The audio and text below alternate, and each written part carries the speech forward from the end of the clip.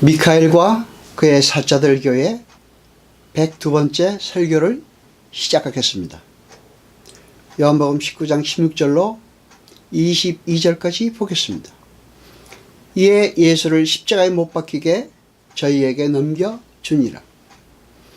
저희가 예수를 맡음에 예수께서 자기의 십자가를 지시고 해골이라 하는 곳에 나오시니 저희가 거기서 예수를 십자가에 못 박을 새 다른 두 사람도 그와 함께 좌우편에 못 박으니 예수는 가운데 있더라.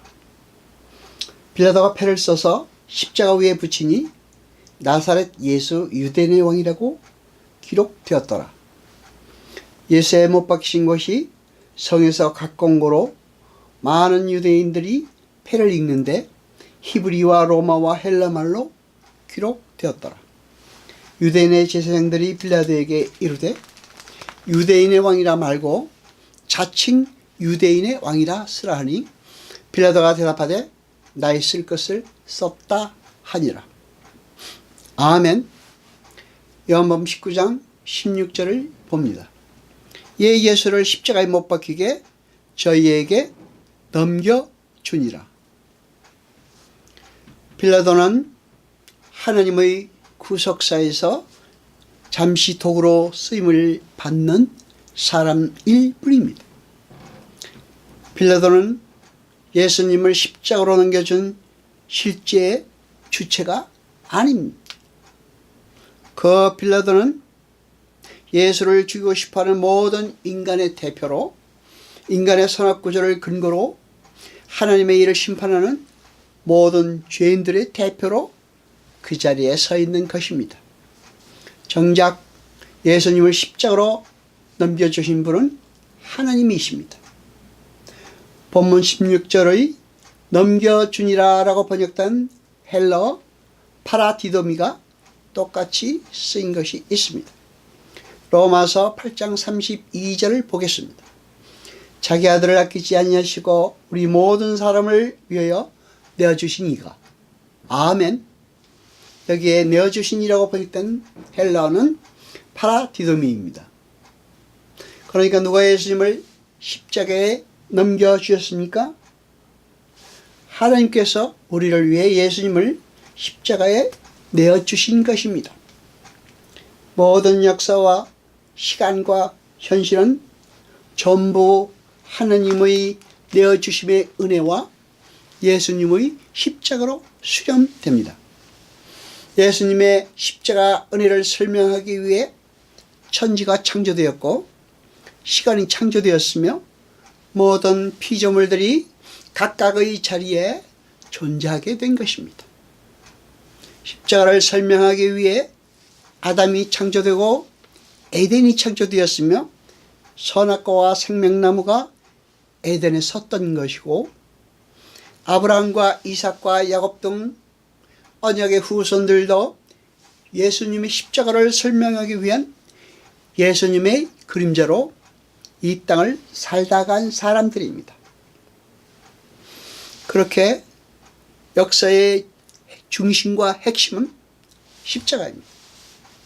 나머지는 실체라는 주체에 귀속되어 있는 것입니다. 그림자는 실상에 의해 나타나게 되는 것이지 스스로 주체가 되어 움직일 수 없습니다. 이 세상 모든 것은 하나님 나라와 하나님이라는 실상의 모형이며 그림자인 것입니다. 따라서 하나님의 뜻에서 벗어난 그림자의 우발적 행위나 사건은 일어날 수가 없는 것입니다. 기독교는 하나님께서 당신의 아들을 제물로 준비하셔서 그 아들의 목숨을 끊으시고 원수들에게 가장 좋은 영생이라는 복을 내리시는 것이 기독교입니다. 기독교는 하나님의 은혜로 죄에서 벗어나 영생이라는 복을 얻는 것을 그 내용으로 하고 있습니다. 인간의 열심을 발휘해서 인간이 원하는 세상을 얻어내는 것이 아닙니다. 마태복음 16장 24절로 25절까지 보겠습니다. 이에 예수께서 제자들에게 이르시되 아무든지 나를 따라 오려거든 자기를 부인하고 자기 십자가를 지고 나를 쫓을 것이니라. 누구든지 제 목숨을 구원하고자 하면 잃을 것이요 누구든지 나를 위해 제 목숨을 잃으면 찾으리라. 아멘. 예수님은 당신의 희생에 의해 세상에서 건짐을 받은 당신의 백성들에게 자기 십자가를 지고 당신을 쫓을 것을 명령하십니다. 그것이 필연적 결과로 나타나게 될 예언입니다. 아브라함과 이삭이 복음을 삶으로 살아내야 했던 것처럼 성경에 등장하는 하나님의 사람들은 모두 예수님의 십자가의 삶을 모형으로 살다가 그 그림자로 살다가 간 사람들입니다. 로마서 12장 1절을 보겠습니다. 그러므로 형제들아 내가 하나님의 모든 자비하심으로 너에게 권하노니 너희 몸을 하나님이 기뻐하시는 거룩한 산 제사로 드리라. 이는 너희의 드릴 영적 예배니라. 아멘. 여기서 제사라고 번역이 된 단어가 헬라어 뚜시아입니다. 제물입니다. 우리는 살아서 옛사람의 죽음을 매일같이 경험하는 제물로 살아야 한다는 것입니다. 그것은 사도 바울이 이렇게 표현했습니다. 고린도전서 15장 31절을 보겠습니다. 형제들아 내가 그리스도 예수 우리 주 안에서 가진 바 너희에게 대한 나의 자랑을 두고 단언하노니 나는 날마다 죽노라. 아멘.